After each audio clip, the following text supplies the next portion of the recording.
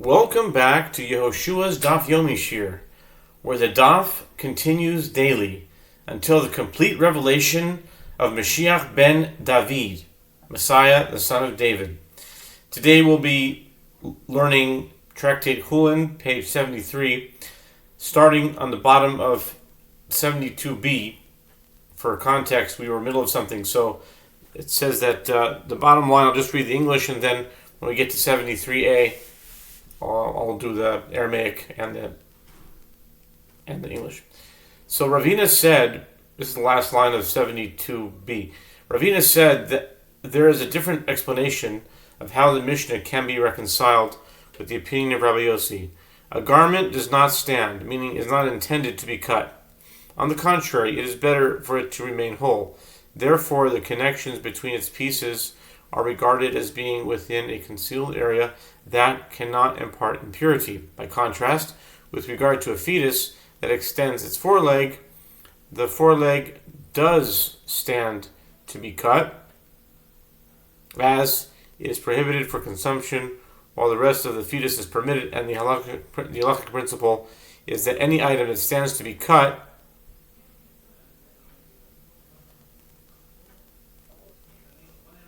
Okay, I'm just looking to see what that was talking about.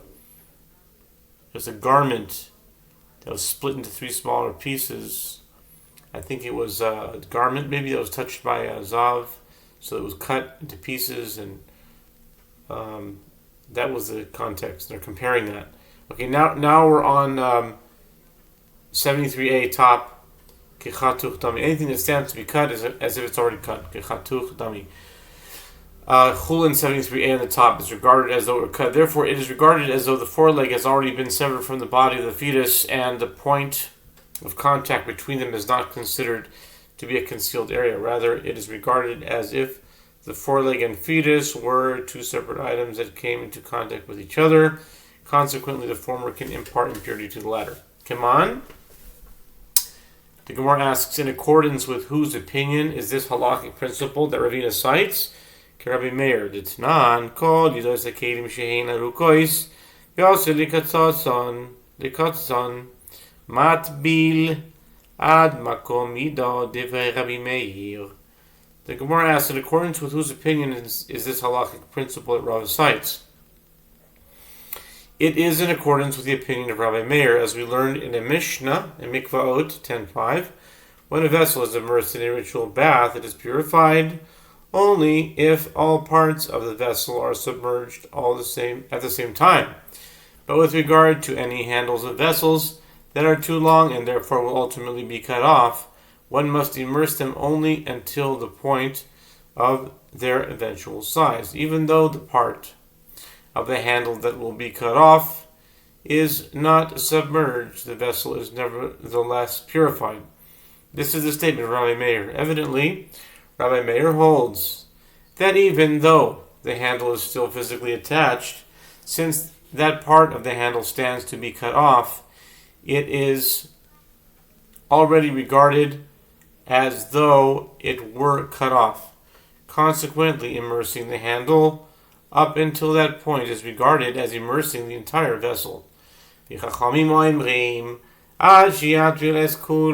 the rabbis say that the vessel is not purified until he immerses all of it, including the handle. Apparently, the rabbis do not hold that an item that stands to be cut is regarded as though it was already cut, and Ravina's explanation is in accordance only with the opinion of Rabbi Meir. Afilu tema rabbanon chibure ocholin keban demiparki dame unegi Gi'i behadadi. The Gemara responds, you may even say that Ravina's explanation is in accordance with the opinion of the rabbis. The disagreement between the rabbis and Rabbi Meir concerns utensils, but even the rabbis agree that the connections between two pieces of food are disregarded, and the item is considered as though it is already separated into two pieces that are touching one another, and so ritual impurity can be imparted from one piece to another. Similarly, the fetus and the foreleg are considered like food in this regard. Therefore, it is considered as if they have already been separated and are touching, allowing the foreleg to impart impurity to the fetus. Bishlam el-ula haindiktani chatacha ela levina mai chatacha aidi bitana reisha chatacha taranami seva chatacha. The Gemara asks, granted according to the explanation of Ula, that the fetus was rendered impure at the time of separation of the flesh of the fetus from the limb. This explanation is consistent with that which the Mishnah teaches, that the foreleg was severed from the body of the fetus. But according to the explanation of Ravina, the connection between the foreleg and fetus is like that of food, and even if the foreleg was never severed from the fetus, it would still impart impurity to the fetus. What then is the reason the Mishnah states it was severed? The Gemara answers, since the Mishnah needed to teach in the first clause that the foreleg was severed, it also taught in the latter clause that it was severed for stylistic consistency, even though the halacha would apply even were it not severed. Maga trefa shechuta mi betamya in kitavod Shmuel Damar Shmuel trefa sheshachata mitama mimukdashin. The Mishnah states, and the rabbis say, the flesh of a fetus that extended its foreleg outside the mother's womb, and whose mother was subsequently slaughtered, has ritual impurity due to having been in contact with a treifa that was slaughtered. The Gemara asks, does a slaughtered treifa impart impurity? The Gemara answers, yes, and this is in accordance with the statement of Shmuel's father, as Shmuel's father says, the sages decreed. The sages decreed that a treifa that once slaughtered imparts impurity to sacrificial animals, meaning it will disqualify them if it comes in contact with them. The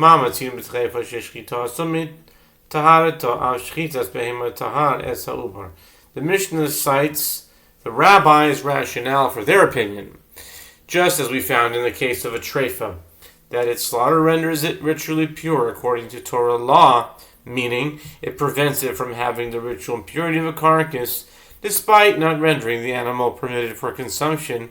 So too, the slaughter of the mother animal should render the limb of its fetus that left the womb ritually pure, despite the fact that it is prohibited for consumption. Tanya, Amar lehen Rabbi Meir, v'chi mi taharo le'ever ze midei nevela, shchitasi moi imkein, tatirenu bachila. The Mishnah itself proceeds to cite Rabbi Meir's response to this claim. The Gemara here cites a different version of his response based on that which is taught in a Braita. Rabbi Meir said to the rabbis, but what renders this limb pure?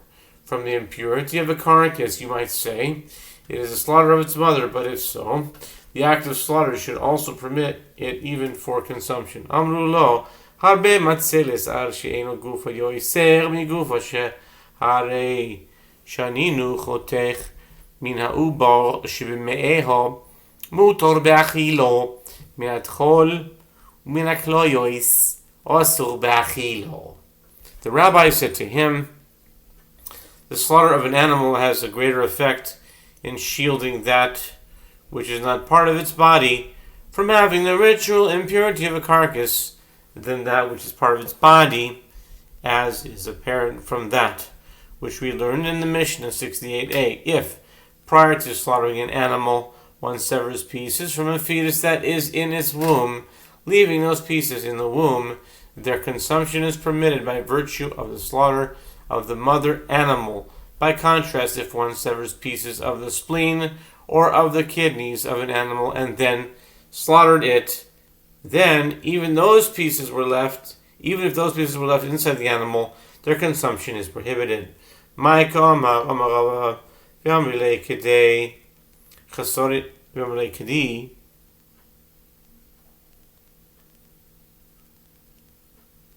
Kedi. is unattributed. Interesting. Kedi chesore mechsor v'hachi ketani. Amar lehen Rabbi Meir v'chibi jahare leil zeh midei nevelo shchitas imoi im kein tatirenu be'achilo. Amru lo yitrefa techiach sheshchitaso metahalto midei nevelo ve'enu mitiroso be'achilo. The Gemara clarifies the response of the rabbis. What are the rabbis saying? Rava said, and some say it is unattributed, kedi, to any particular sage, that the Braita is incomplete. And this is what it is teaching. Rabbi said to the rabbis, but what renders this limb pure from the majority of the carcass?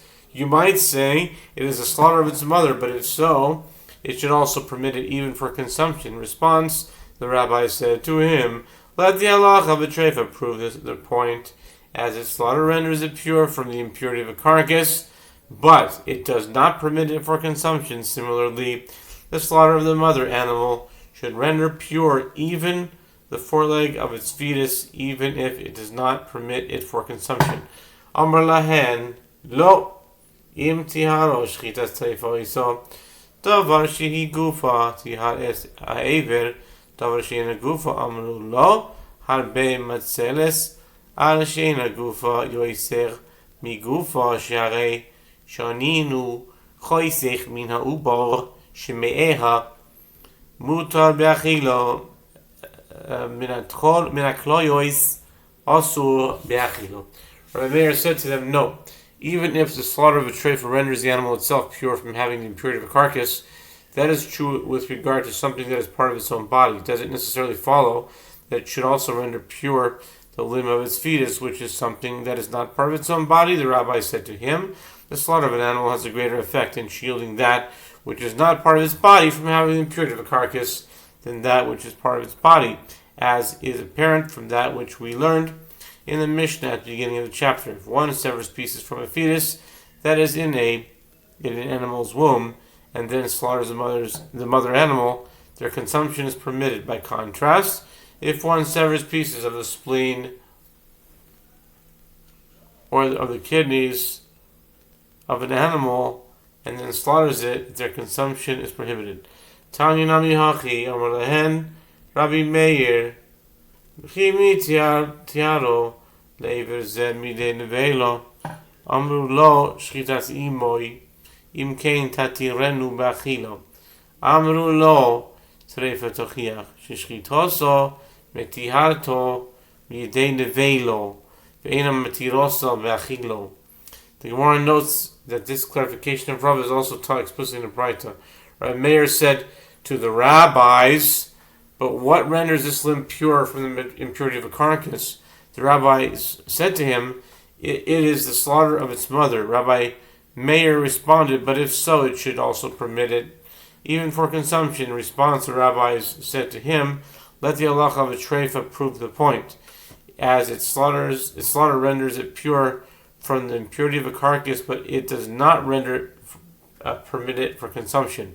Similarly, the slaughter of the mother animal should render pure even the foreleg of its fetus, even if it does not permit it for consumption. Amar lehen im tihara shchitas treifa isa v'esa ever midul dal baj davar shegufa tihar esa uba she'ena gufa. The Rebbe said to him, even if the slaughter of a treifa renders the animal itself pure, and likewise the slaughter of any animal renders a limb that was partially cut from it but still hangs from it pure from imparting the impurity of a carcass despite being prohibited for consumption, that is the halacha with regard to something that is part of its own body. Does it necessarily follow that it should also render pure the limb of its fetus, which is something that is not part of its own body? Amrullah harbe matzelis al she'ena gufo yoisom migufa sharei shaninu choitech minuba shememeha mutar be'achila. The rabbi said to him, the slaughter of an animal has a greater effect in shielding that which is not part of its body from imparting the ritual impurity of a carcass than that which is part of its body, as is apparent from that which we have learned in the Mishnah above. If one severed pieces from a fetus that was in an animal's womb and then slaughtered the mother animal, their consumption is permitted. But if one severed pieces of the spleen, or of the kidneys of an animal and then slaughtered it, their consumption is prohibited. Amar Rabbi Shimon ben Lakish, k'machloikes be'uborin, kach machloikes be'ivorin. Rabbi Shimon ben Lakish said, just as there is a dispute between Rabbi Meir and the rabbis with regard to fetuses concerning whether the slaughter of the mother prevents a limb that emerged from the womb from having the impurity of a carcass, so too they have a parallel dispute with regard to limbs of an animal that were partially cut from it but still hanging from it, whether the slaughter of the animal prevents such limbs from having the impurity of a carcass. Rabbi Yochanan Amar Machlokes be'eber de'ubar avol be'eber de'behema divrei hakol shchita oisi nipul. Rabbi Yochanan said their dispute is only with regard to the limb of a fetus that emerged from the womb, but with regard to a limb hanging from an animal, everyone agrees that the slaughter of the animal renders such a limb as though it had already fallen off prior to the slaughter, and the slaughter does not prevent the limb from having the impurity of a carcass. Amar Yossi bar Rabbi Chanina, my time is Rabbi Yochanan liva de Rabbanan, Hai isla takanta bechazore, v'hales le takanta bechazore. Rabbi Yossi, the son of Rabbi Chanina, said, what is the reason for the distinction made by Rabbi Yochanan concerning the opinion of the rabbis that the slaughter of an animal renders pure the limb of its fetus, but does not render pure a limb hanging from the animal itself? The reason is that this limb of the fetus that emerged from its womb has a means of rectification by returning back inside the womb, in accordance with the opinion that it will then be permitted for consumption by virtue of the slaughter of the mother animal. But this hanging limb does not have a means of rectification by returning, as it cannot be reattached to the animal's body. Meisvei, the Gemara raises an objection and asks, Amar lehem Rabbi Meir lo, im tihara b'shchiras taref oisa, yazeven hamedul dalba, davar shebegufa tihar esa ubar davar she'ena gufa. The Gemara raises an objection to Rabbi Yochanan's opinion from the bright decided above. Rabbi Meir said to them, no, even if the slaughter of a treifa renders pure the animal itself, and similarly the slaughter of any animal renders pure the limb that is hanging from it from having the impurity of a carcass, this is true with regard to something that is part of its own body. Does it necessarily follow that it should also render pure the limb of its fetus, which is something that is not part of its own body? Okay, we'll stop here. It's the end of 73a and continue with 73b.